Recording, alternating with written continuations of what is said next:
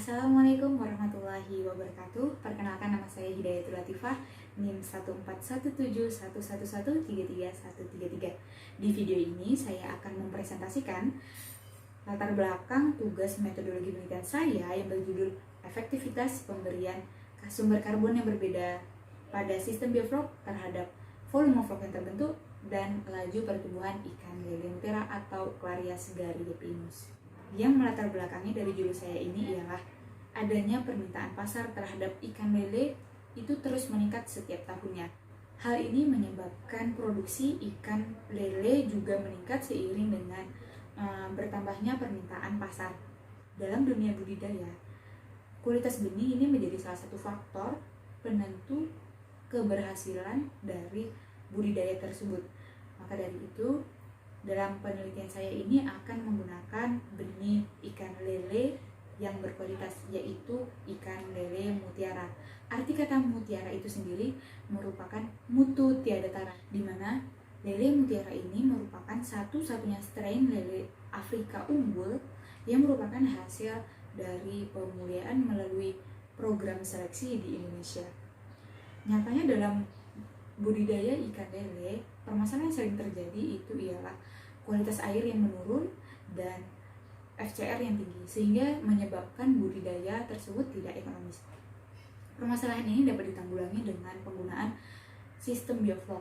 Sistem bioflok ini merupakan suatu sistem pemanfaatan limbah yang berasal dari sisa pakan yang tidak termakan oleh ikan dan feses ikan itu sendiri yang diubah menjadi bakteri heterotrof.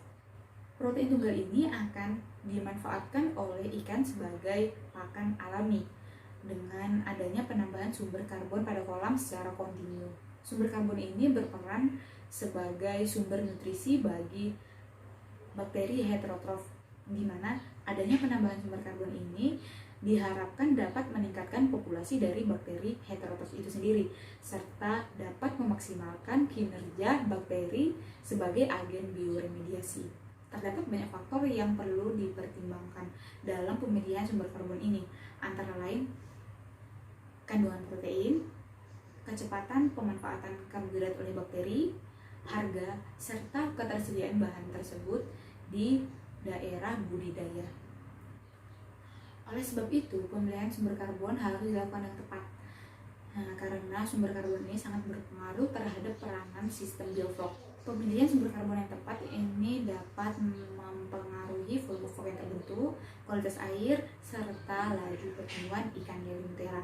Berdasarkan latar belakang tersebut timbullah rumusan masalah, yaitu bagaimana pengaruh perbedaan sumber karbon ini terhadap volume vlog yang terbentuk, serta bagaimana pengaruh perbedaan sumber karbon ini terhadap laju pertumbuhan ikan lele mutiara.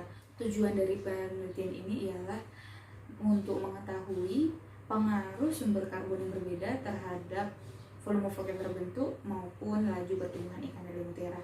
Adanya penelitian ini diharapkan dapat digunakan sebagai informasi baik mahasiswa maupun pembudidaya untuk mengetahui sumber karbon yang mana yang efektif, sumber karbon yang mana yang efektif terhadap pembentukan volume vlog maupun laju pertumbuhan ikan lele mutiara atau Clarias gariepinus.